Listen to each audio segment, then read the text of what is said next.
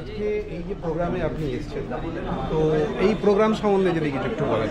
ইজেডসিসিতে আজকে যে প্রোগ্রামটা চলছে, এটা এই প্রোগ্রামের মধ্যে আমাদের আয়োজককর্তারা আজকে কিছু সম্মান প্রদর্শন এবং কিছু বই প্রকাশের করেছেন অনুষ্ঠান, যেখানে সমাজের একদম উড়িষ্যা, বাংলাদেশ এরকম কিছু বই বা গ্রন্থ নিয়ে যারা বিশেষভাবে প্রকাশ করেন তাদেরকেই আজকে বিশেষভাবে সম্মানিত করা হয়েছে।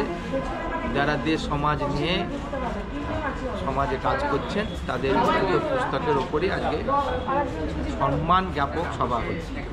আচ্ছা, আমরা একটা ব্যাপারে আমরা একটু দ্বিধাবিভক্ত আছি যে আপনার আরেক মহারাজ যিনি আসার কথা কিন্তু আজকে এলেন, তো উনি যে এলেন না, সেই মানে ওনার কারণটা কি, এলেন নাকি?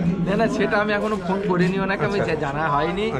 মহারাজজি খুব সরল মানুষ, তো এখন বেরোতে গিয়েও টেনে নিলে আবার সেখানে আমার মনে হচ্ছে কাল দুদিনের একটা বড় প্রোগ্রাম ছিল ওনার ওখানে বেলডাঙ্গাতে, সেইটা নিয়ে সম্ভবত ব্যস্ত হয়ে পড়েছেন বা কিছু কারণে, শারীরিক কারণে। তো বেলডাঙ্গা থেকে ওনার আসা এই বয়সে এই গাড়ি করে অনেকটাই চাপের, কলকাতায় থাকলে নিশ্চয়ই উনি আসতেন।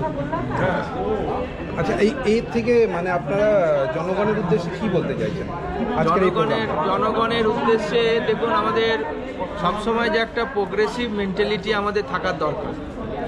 অর্থাৎ আমাদের যে ক্ষেত্রে যারা আমরা কাজ করছি, আজকে তো সাহিত্য ক্ষেত্রে একটা আলোচনা ছিল যে সাহিত্যের মাধ্যমে আমাদের সমাজকে, আমাদের জাতীয়তাকে, আমাদের ধার্মিক যাকে বলে অনুষ্ঠান এবং ধার্মিক আচরণাবলী, যেগুলো আমাদের সনাতন ধর্ম, হিন্দু ধর্মের, সেগুলোকে কি করে আরও এগিয়ে দেওয়া যায়, আরও সেগুলো কি করে মানুষের কাছে নিয়ে যাওয়া যায়, এবং বিশেষ করে ইয়ং জেনারেশন থেকে একদম শিশু পর্যন্ত কিভাবে আমরা সেটা কাজ করতে পারি, তার উপরে আজকে একটা আলোচনা। আমাদের বিভিন্ন মহাপুরুষ, যেমন অরবিন্দের ওপর আলোচনা হলো, যেমন ভগিনী নিবেদিতার ওপর আলোচনা হলো, ডক্টর শ্যামাপ্রসাদ মুখোপাধ্যায়ের ওপর আলোচনা হলো, তাদের অবদানের সঙ্গে সঙ্গে বর্তমান সমাজ এবং আগামী দিনের সমাজ কি করে গঠিত হতে পারে, এই নিয়ে একটা রূপরেখা আজকে আলোচনায় ছিল।